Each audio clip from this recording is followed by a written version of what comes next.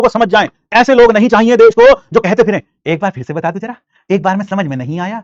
ऐसे घोंचू लोग देश को नहीं चाहिए, ना ही ऐसे लोग देश को आगे लेके जा सकते हैं। ऐसे लोग चाहिए जो इतनी क्लियरली सुने, इतने ध्यान से सुने सामने वाले को कि एक बार में ही चीजें समझ में आ जाए। अगर आपके अंदर यह गुण है ना, आपकी कैचिंग पावर अच्छी है, तो आप आईआईटी बन सकते हैं। आपने एक चीज देखी होगी कि आप अपनी डिग्री ले रहे हैं सिविल इंजीनियरिंग में, आप डिग्री ले रहे हैं मैकेनिकल इंजीनियरिंग में आईआईटी से, लेकिन आपकी प्लेसमेंट किसमें लगती है? उन बच्चों की प्लेसमेंट, मैक्सिमम बच्चों की कोर में तो लगती नहीं है, काफी मुश्किल होता है कोर में, क्योंकि कोर की कंपनीज कम होती है बहुत। तो कहां लगती है ज्यादातर प्लेसमेंट? ज्यादातर प्लेसमेंट कहां लगती है जरा बताना, ज्यादा प्लेसमेंट कहां लगती है? तुम बताओ जरा सोचकर, कहां लगती है ज्यादा प्लेसमेंट? कौन सी कंपनीज में लगती हैं? सर ऐसी कंपनीज में लगती हैं, ऐसी कंपनीज में लगती हैं जो कि उनकी फील्ड से टोटली अनरिलेटेड होती है। ज्यादातर ऐसा होता है, ज्यादातर ऐसा होता है 90% केसेस में। 90% केसेस में किसी ने पढ़ी इंजीनियरिंग फिजिक्स, लेकिन उसकी नौकरी लगी आईटी कंपनी में, सॉफ्टवेयर की कंपनी में, है ना? ऐसा होता है, ज्यादातर ऐसा होता है, ऐसा होता है।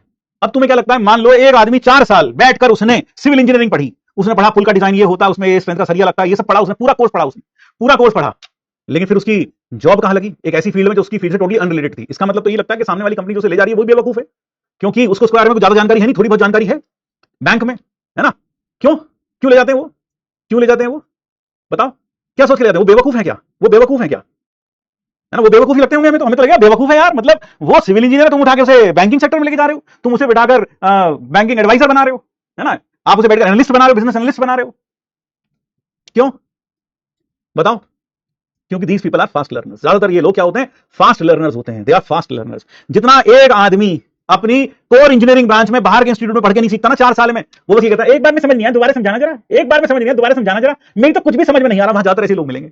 लेकिन जो आईआईटी में पढ़ रहा होगा, ज्यादातर, मैं जनरलाइज नहीं करना चाहता, बट ज्यादातर जो पढ़ रहे होंगे वो कैसे बच्चे होंगे? They will be brighter minds and they will be understanding things very quickly. तो वह क्या करती है कंपनी, ऐसी कंपनी क्या करती है? इनको ले जाती है, उनको 6 महीने की ट्रेनिंग देती है, 6 महीने की, 6 या 1 महीने, 1 साल की ट्रेनिंग देती है, 1 साल की ट्रेनिंग देती है। इन्फोसिस का शायद ट्रेनिंग सेंटर मैसूर वगैरह में है ना? इस तरह से ट्रेनिंग देती है उनको 1 साल, और बस वो 1 साल में उतना सीख जाते हैं जितना वो 4 साल में भी नहीं सीखे, उससे ज्यादा सीख जाते हैं, उससे ज्यादा सीख जाते हैं। ठीक है, हाँ।